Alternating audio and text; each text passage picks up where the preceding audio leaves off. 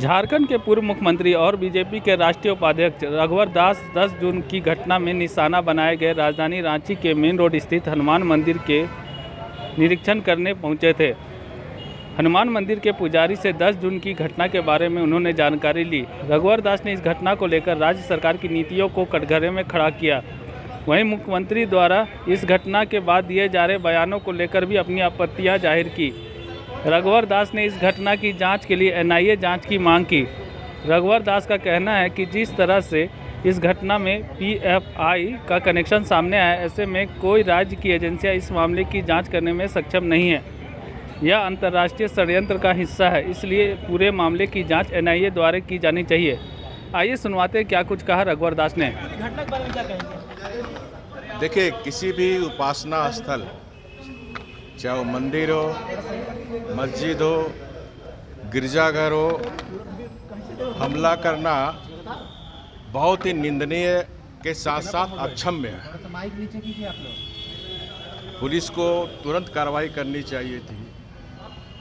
और जैसा कि अभी हमें पंडित जी ने जानकारी दी, ये लोग मंदिर के अंदर अपनी पूजा में मग्न थे और इस मंदिर को चारों ओर से उपद्रवियों लोग ने घेर कर पत्थर बरसाने का काम किया, हमारे पुजारियों को मारने का काम किया।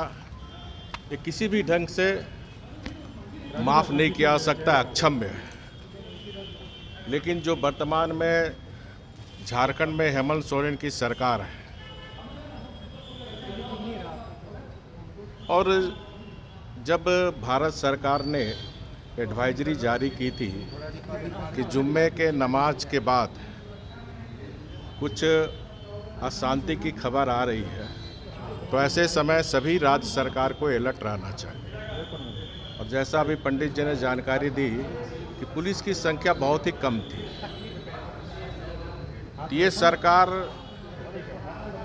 इतनी लापरवाह थी और इस सरकार के लापरवाही के कारण ही ये जो नमाज के आड़ में जो कुछ उपद्रवी तत्व इस झारखंड के आपसी भाईचारा सौहार्द वातावरण को खराब कर झारखंड को रांची में आग लगाने का षड्यंत्र था,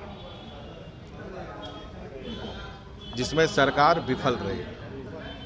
और इस सांप्रदायिक शक्तियों के कारण ही हमारे 2 बच्चे की मृत्यु हुई, हमारे पुलिस के जवान भी घायल हुए और आम जन की काफ़ी क्षति हुई।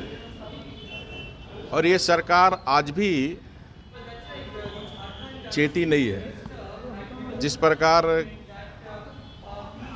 महामहिम राज्यपाल जो राज्य के संवैधानिक प्रमुख होते हैं, उन्होंने पुलिस प्रशासन को आदेश दिया था और ये पुलिस मैनुअल में भी है, जब कोई अपराधी या इस तरह के घटना में कोई अपराधी अगर गिरफ्तार नहीं होता तो उनका हम सब देखते हैं, देखे भी है, स्टेशन में पोस्टर टंगाना, चाहे इधर उधर पोस्टर टांग कर, ताकि प्रशासन को सुविधा हो। आम जनता से सहयोग मांगा जाता है, लेकिन 5 मिनट के अंदर पोस्टर का लगना, फिर पोस्टर का हटाना, ये कहीं न कहीं सांप्रदायिक शक्तियों के आगे सांप्रदायिक वोट लेने का एक बहुत बड़ा षड्यंत्र है।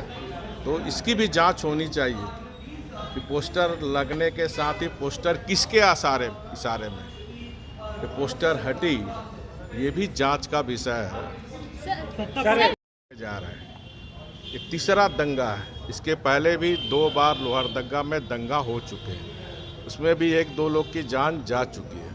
और उस समय ही आप सबको याद होगा, उस समय भी मामले में कहीं न कहीं पीएफआई की ये पॉलिटिकल विंग है, एसडीपीआई, उस दंगे में हाथ है। और यहाँ भी मैंने आशंका प्रकट की थी कि इस दंगे में भी इस नमाज के जुलूस में कुछ उपद्रवी तत्व पीएफआई के लोग घुसकर हमारे छोटे बच्चे को आगे कर, तो ये भी जांच होनी चाहिए। छोटे बच्चे को जुलूस में किसने आगे किया?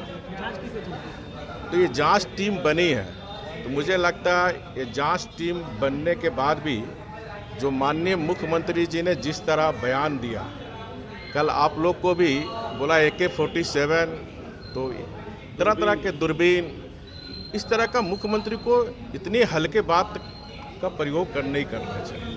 सर, जिस तरह और हमें लगता है कि इस तरह का हल्के बात कर कहीं न कहीं सांप्रदायिक शक्ति को उस्काने का काम माननीय मुख्यमंत्री जी के द्वारा